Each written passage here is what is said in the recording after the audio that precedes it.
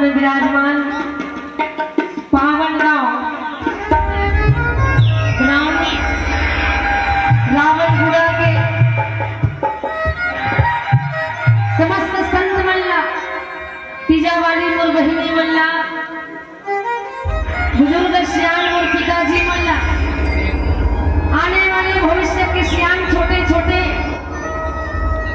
नन्हे मुन्ने बालक मल्ला, समस्त संत मल्ला जिन्होंने भगवान की कथा सुनी मेरे हाथ है सबके पावन। आज भगवान गणपति महाराज विराजमान है और हमारे तीजा वाली दीदी मन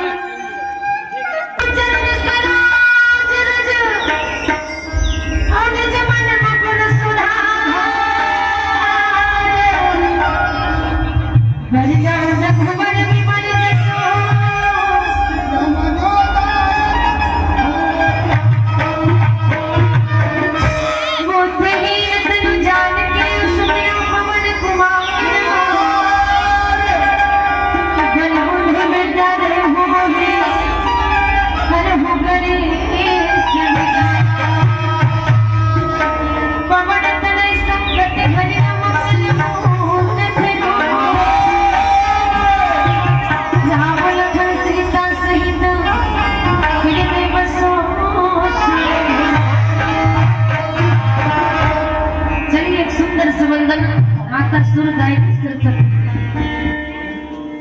ये देवी वो शारद माई मोरो राम, देवी वो शारद माई, देवी वो शारद माई मोरो राम, देवी वो शारद माई, देवी वो शारद माई मोरो राम, देवी वो शारद माई।